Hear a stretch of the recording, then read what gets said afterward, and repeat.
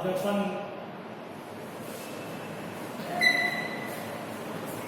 खनिज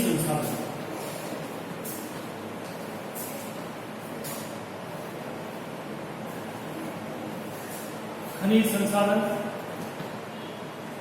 संसाधनों में सबसे महत्वपूर्ण खनिज संसाधन जो अपन जमीन से खोद करके नीचे से प्राप्त करते हैं, जमीन के अंदर से।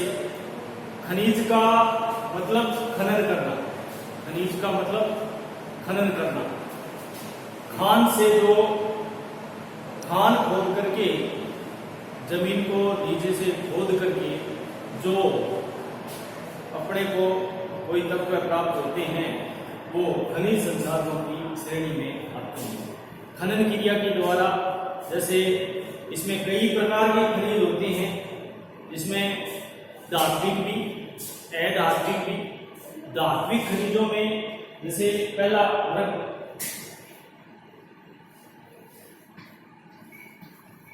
धात्विक खनिज, दूसरा अधात्विक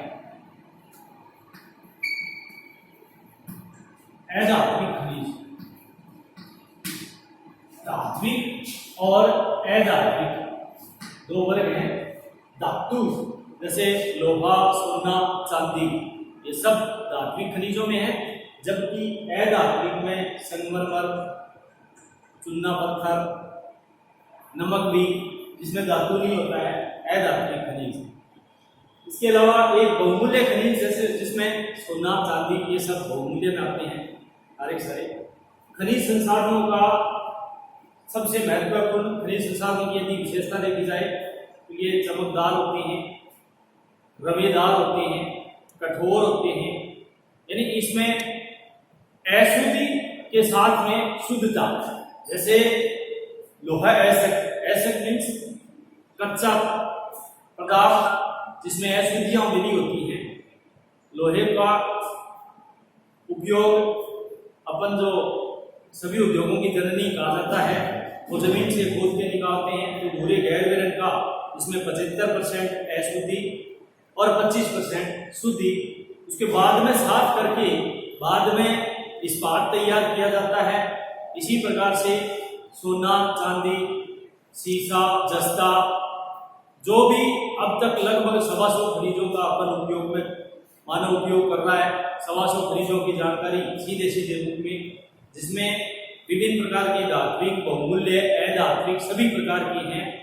तो खनिजों का खनिज संसाधनों में इसमें सबसे महत्वपूर्ण लोहा एसिड।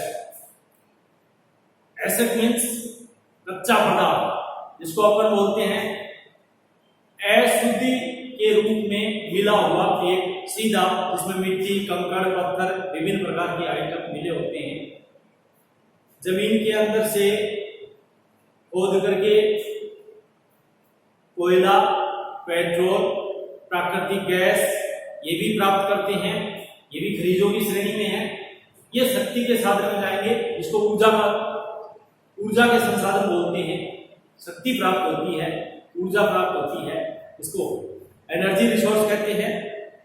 और कुछ है जिसमें लोहा धातु पाई जाती है, उसको लोहा खनिज कहेंगे। कुछ में एलोय होती है जो चुंबकीय गुण नहीं पाए जाते, जैसे सोना, चांदी धात्विक तो है लेकिन एलोय धातु है, ये बहुमूल्य में चले जाते हैं। खनिज सभी जगह प्राप्त मिलते हैं इस पृथ्वी पर। खनिज सभी जगह, कहीं थोड़ी मात्रा में, कहीं कम मात्रा में, कहीं पर बहुत ज्यादा मात्रा में। जैसे कोयला देखा जाए तो हर जगह नहीं मिलता है, सोना हर जगह नहीं मिलता है, लोहा हर जगह नहीं मिलता है।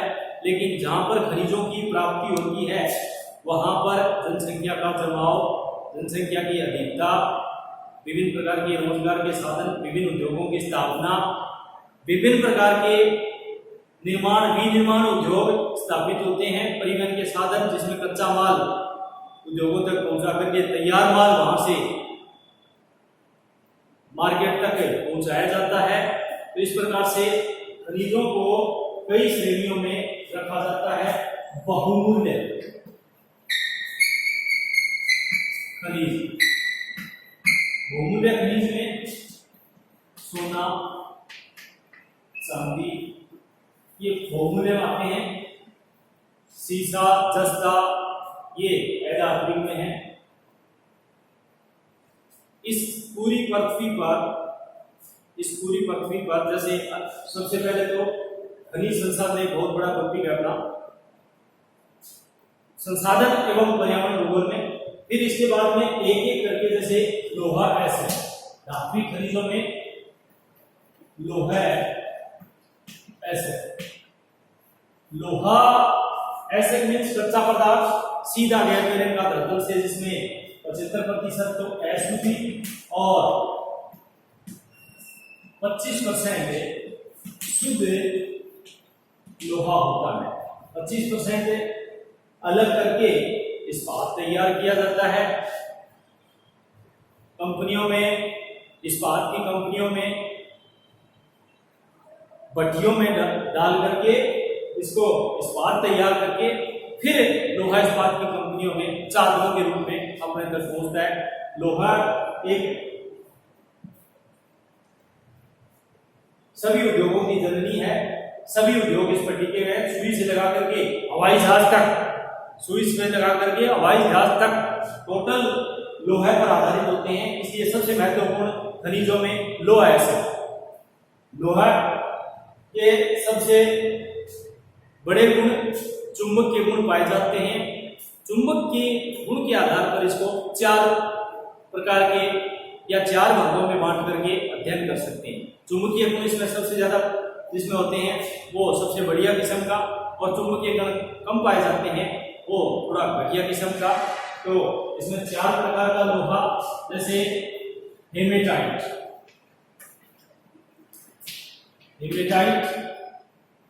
सेडेराइट, मैग्नेटाइट,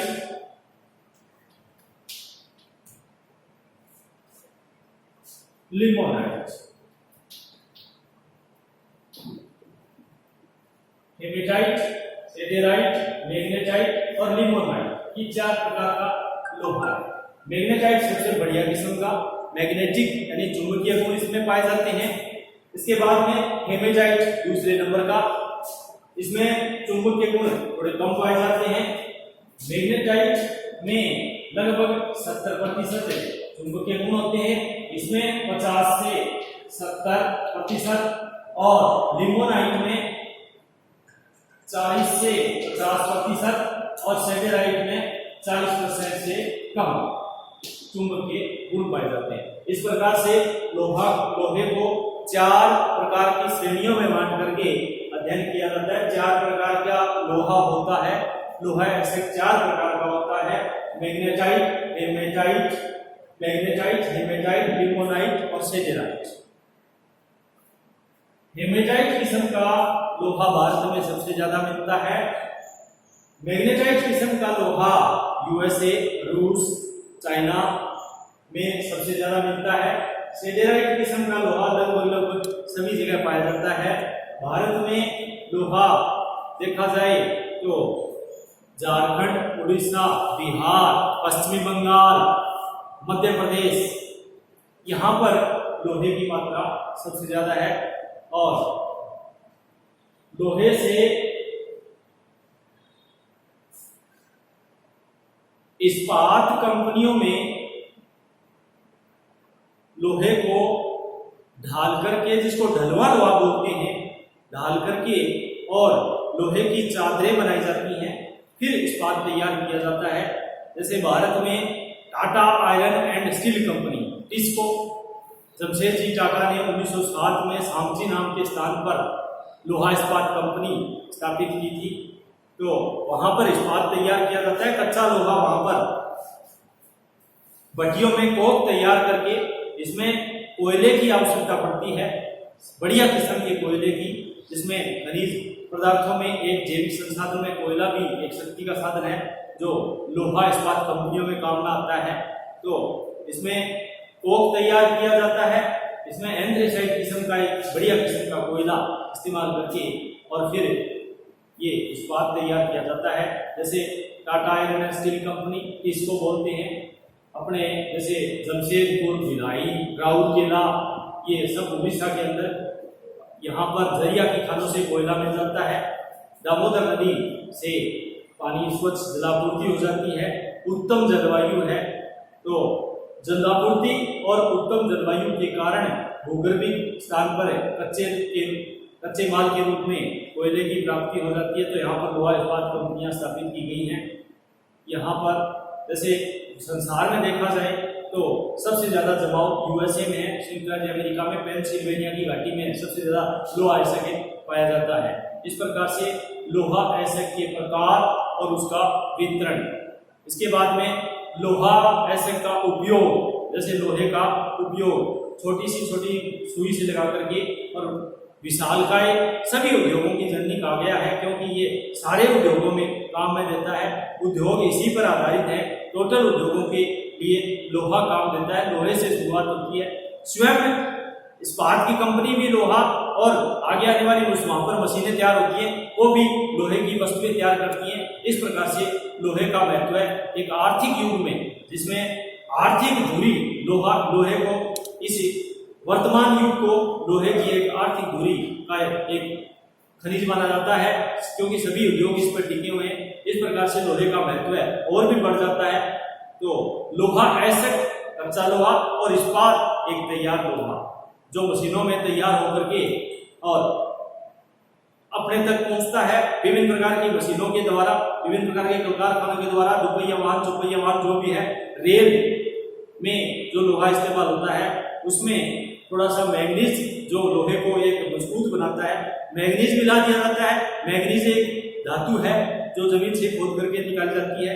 मैग्नीज लोहे को मजबूत करता है, झटके के साथ में टूटता नहीं है, घिसता नहीं है। जैसी भी मशीनें हैं जो पत्थर को तोड़ती हैं, जो पत्थर को अपने पर्वतों को काट करके जो अपने काम में लेते हैं, जैसी भी मशीनें, जितने भी अपने चट्टानों को तोड़ने वाली मशीनें हैं, और रेल के सामान में पटरियां हैं, रेल के स्लीपर हैं, टोटल इसमें मैग्नीज मिला करके लोहे को मजबूत किस्म का लोहा काम में लिया जाता है।